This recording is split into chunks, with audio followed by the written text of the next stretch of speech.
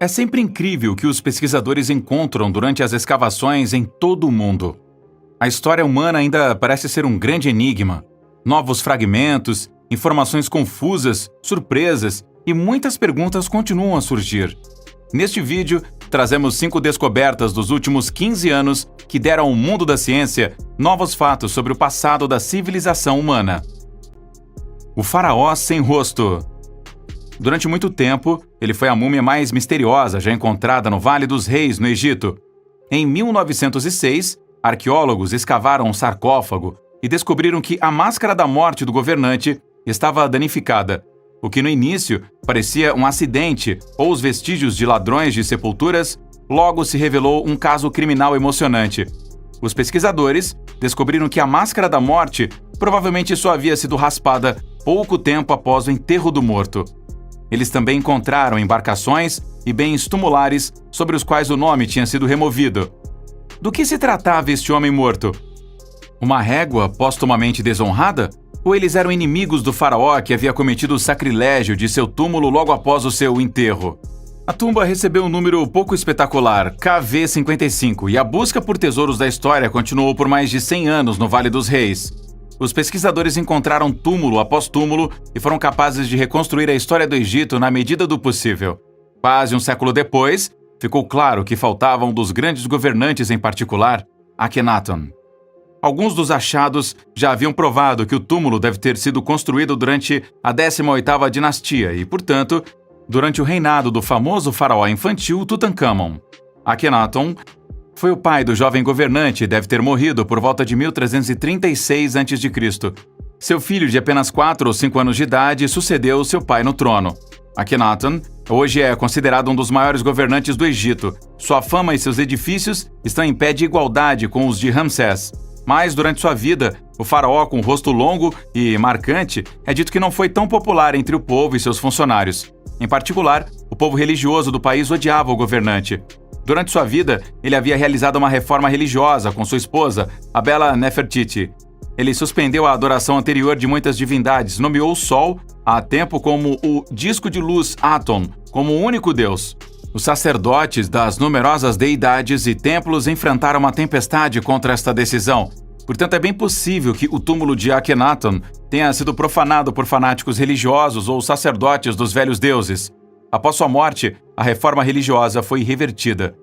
Embora uma amostra genética de 2010 tenha conseguido confirmar a relação direta com os pais de Akhenaton, Amenhotep III e Tej já foram identificados, bem como com o seu filho Tutankhamon. Alguns cientistas ainda duvidam que o túmulo KV-55 seja na verdade o grande governante Akhenaton. Veremos se esta prova definitiva ainda pode ser fornecida em algum momento de toda esta história. O faraó Akhenaton foi considerado por uns como visionário, revolucionário e idealista. Torre de crânios humanos. Entre 2015 e 2020, os arqueólogos escavaram uma ruína asteca na cidade do México. O Templo dos Crânios é outro testemunho horripilante da cultura asteca. Mais de 600 crânios, presumivelmente os restos de guerreiros inimigos, foram empilhados em uma torre. A torre provavelmente data do século XV e tinha originalmente um diâmetro de cerca de 4,7 metros. Em um local vizinho chamado Hueytsonpantli, outros 119 crânios foram escavados.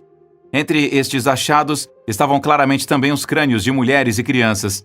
Mais uma vez, os pesquisadores não podem descartar completamente a possibilidade de que os crânios fossem também sacrifícios humanos dos astecas. Durante os rituais brutais, eram sacrificadas pessoas que pertenciam a tribos hostis ou ao seu próprio povo. Os ritos eram geralmente realizados em homenagem ao deus Sol, Huitzilopochtli.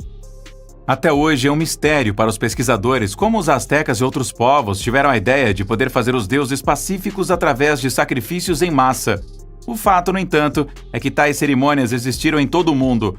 Os sacrifícios em massa e o tratamento macabro da morte foram levados a extremos por povos como os astecas e os maias.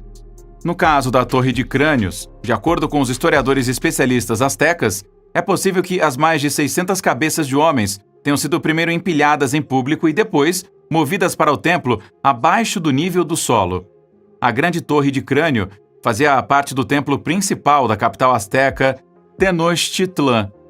Após a chegada dos espanhóis, Tenochtitlan foi invadida e destruída em grande parte em 1521. Eles construíram um assentamento sobre as ruínas, a partir do qual cresceu a atual cidade do México. Espetacular achado em Pompeia. A cidade de Pompeia, do sul da Itália, foi subitamente submersa por erupções do vulcão Vesúvio em 79 d.C. Quem não viveu para ver o inferno foi Marcus Venerius Secundio. Quando a cidade foi enterrada sob cinzas, lama e lava, ele já estava deitado em sua tumba hermeticamente selada. Para os arqueólogos, a descoberta foi especial. Sempre dentro da câmara funerária de aparência futurista, havia um esqueleto perfeitamente preservado, com restos de vestígios orgânicos.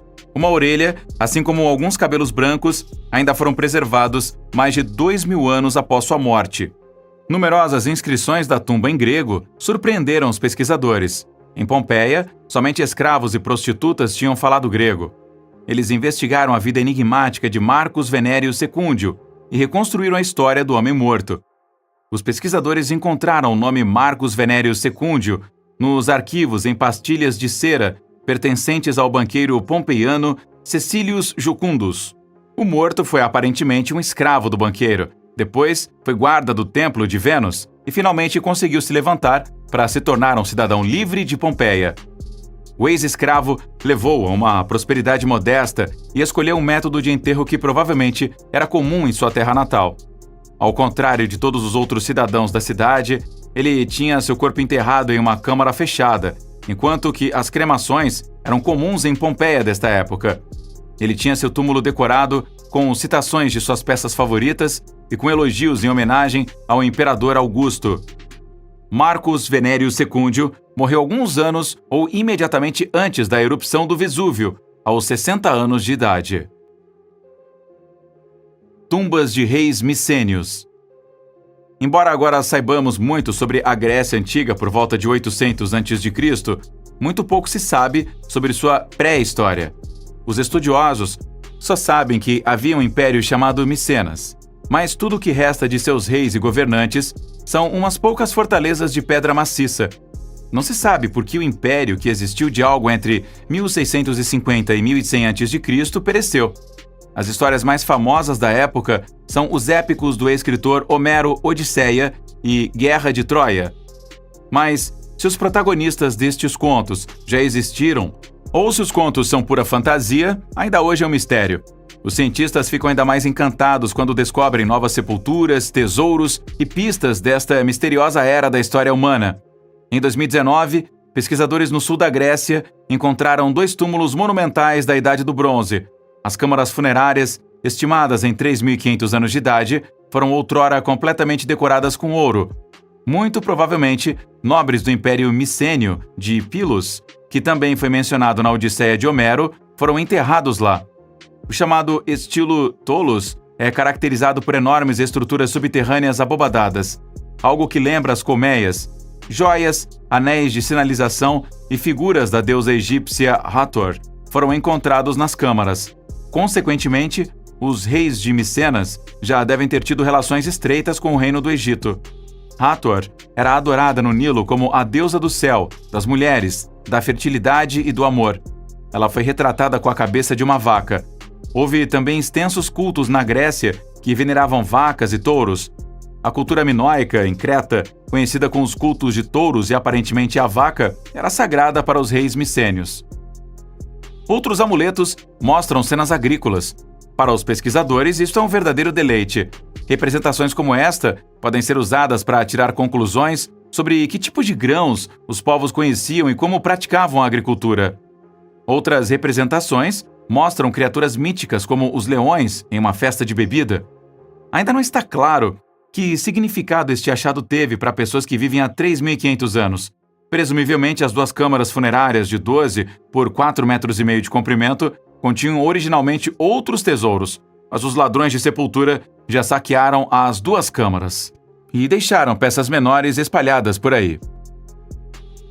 Garras metálicas descobertas no Peru. Concluímos esta jornada de descobertas que revolucionaram a escrita da história com um achado no Peru. Ali, os arqueólogos desenterraram 2 garras de aparência estranha, feitas inteiramente de metal, elas eram provavelmente usadas para lutas rituais. 2 escolhidos competiram no combate de homem para homem e foram dotados de atributos animais. O predador recebeu as garras e provavelmente usava um traje de corpo inteiro feito de pele de animal. De acordo com os ritos da cultura nesta área, o vencedor da luta provavelmente ganhou um prêmio ou um título honorário, enquanto o perdedor foi sacrificado aos deuses. As garras foram encontradas no sítio arqueológico Huaca de la Luna, perto de Trujillo, no norte do Peru. Junto com as garras, os cientistas descobriram um cetro e uma máscara. Os artefatos pertenciam a um homem nobre da civilização Moche. Estes precursores do Inca viveram cerca de 1500 anos atrás e desapareceram por volta de 800 d.C. por razões que ainda não foram explicadas. Os ossos do nobre enterrado na Huaca de la Luna estão atualmente sendo examinados mais de perto nos Estados Unidos.